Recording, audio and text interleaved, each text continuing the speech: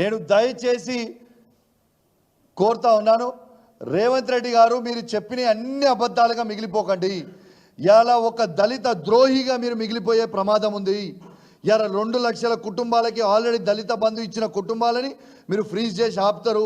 మీరు ఇస్తాన్న 12 లక్షలు ఎందుకు ఇస్తలేరని నేను అడుగుతా ఉన్నాను. ఇలా నా హుజురాబాద్ నియోజకవర్గంలో కూడా మొత్తం 18,500 కుటుంబాలకి మీరు ఖచ్చితంగా 12 లక్షలు ఇవ్వాల్సిందే. ఇప్పుడు మేము ఇచ్చిన 10 లక్షలు కాకుండా ఇంకా అదనపు 2 లక్షలు కూడా మా హుజురాబాద్ నియోజకవర్గంలో మీరు ఇవ్వాలని నేను డిమాండ్ చేస్తూ ఉన్నాను. యావత్ తెలంగాణలో ఉన్న 119 నియోజకవర్గాలలో ప్రతి దళితుని అకౌంట్లో మీరు 12 లక్షల రూపాయలు వెయ్యాలని ఆ దళితుల పక్షాన నేను డిమాండ్ చేస్తూ ఉన్నాను. మీ మాట నేను గుర్తు చేస్తూ ఉన్నాను. ఆ మాటని మీ మాట మీరు ఎందుకు నిలబెట్టుకుంటలేరని నేను అడుగుతా ఉన్నాను. ఇలా దాంతో ఇలా ఏం చేస్తారు వీళ్ళు, మీకు ఒక్కసారి ఇవన్నీ చూపిస్తా. మీడియా ద్వారా ఎన్నిసార్లు వీళ్ళు అడిగినరో మీరు ఒక్కసారి చూడొచ్చు. ఇగోండి ఒక్క సెకండ్, అది ఏంటి అది కూడా ఇది ఎంత టూ మచ్ అంటే వీళ్ళది ఇలా వీళ్ళు ఎంత టూ మచ్ చేస్తూ ఉన్నారంటే ఇలా కలెక్టర్ గారికి ఎన్నిసార్లు దళిత బంధు 2వ విడత విడుదల చేయాలని పాపము చేతులు జోడించి, మీరు ఈ ఫోటోలో కూడా చూడొచ్చు, దళితులందరూ కూడా చేతులు జోడించి దయచేసి మా 2వ విడత దళిత బంధుని చెయ్యండి, విడుదల చెయ్యండి అని ఎట్లా వేడుకున్నారో ఒకసారి చూడండి. అదేవిధంగా మా జిల్లా మంత్రి పొన్నం ప్రభాకర్ గారి దగ్గరికి పోయి మోకాల మీద నిలబడి, ఒక దళిత బిడ్డ మోకాల మీద నిలబడి దయచేసి మా దళిత బంధు విడుదల చేయడం చెప్పి మీకు వారికి వినత పత్రం 8 సార్లు ఇచ్చారు ఇప్పటికీ అని కూడా మీ అందరు కూడా తెలియజేస్తా ఉన్నాను. అదేవిధంగా ఇలా శ్రీధర్ బాబు గారికి కూడా ఇలా మా జిల్లా మంత్రులైన పొన్నం ప్రభాకర్ గారు, శ్రీధర్ బాబు గారు, ఉమ్మడి కరీంనగర్ జిల్లాకి ఉన్న ఈ ఇద్దరు మంత్రులకి కూడా ఇచ్చిన ఫోటోలు మీకు చూపిస్తా ఉన్నాను.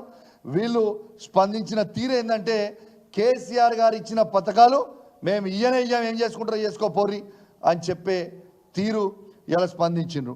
ఇలా రిసీవ్డ్ కాపీస్ మీరు చూడొచ్చు.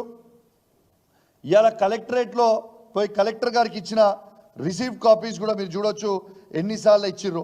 ఇది కలెక్టర్కి ఒక్కరికే కాదు, ఇది ఈవెన్ కలెక్టర్కి ఇచ్చిర్రు, ఈవెన్ ఇగోండి ఎంపీడీఓ ఆఫీస్లో కూడా ఇచ్చిండ్రు ప్రతి మండలంలో. 2వది అనే రిసీవ్డ్ కాపీస్ మీకు చూపిస్తా ఉన్నాను.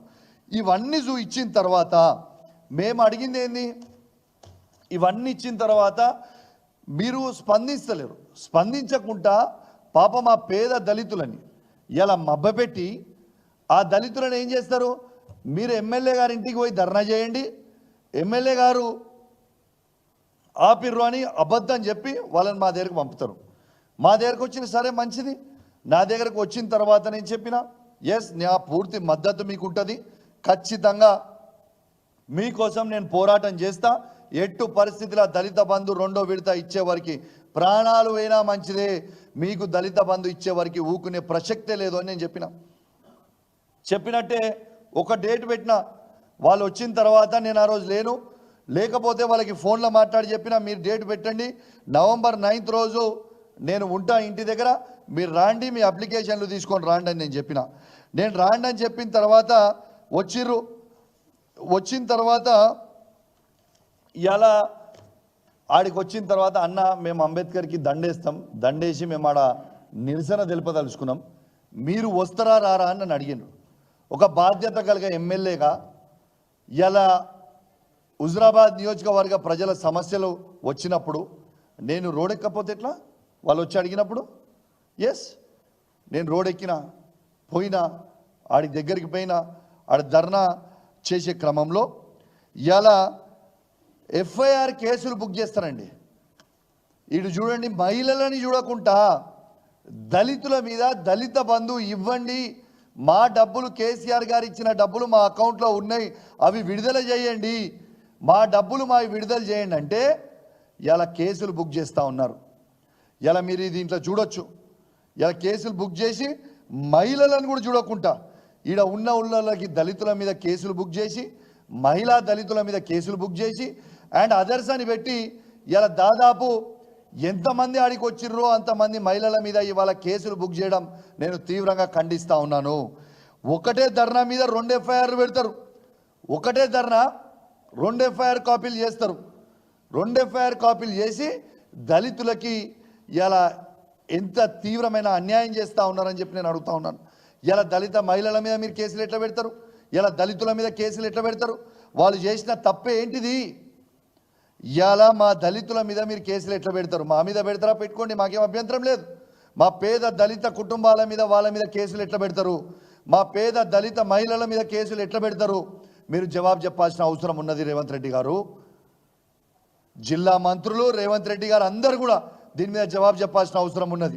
రేవంత్ రెడ్డి గారు చెప్పాల్సిన అవసరం ఉంది, పొన్నం ప్రభాకర్ గారు చెప్పాల్సిన అవసరం ఉంది, శ్రీధర్ బాబు గారు చెప్పాల్సిన అవసరం ఉన్నది. ఇలా మీరు మా పేద దళితుల మీద కేసులు ఎట్లా పెట్టించారని నేను అడుగుతా ఉన్నాను. ఇలా దళిత బంధు ఇవ్వండి అని అడగడమేనా ఆ పేద దళితులు చేసిన తప్పు అని నేను అడుగుతా ఉన్నాను. ఇలా మీకు డైరెక్ట్గా ఎవరు రోడ్లు ఎక్కలేదే? ఎన్నిసార్లు మీ మంత్రులయ్యి, మీ కలెక్టర్లయ్యి, మీ అధికారులయ్యి కాళ్ళు ఏళ్ళు మొక్కిరు కదా మా దళిత బంధు విడుదల చేయండి అని.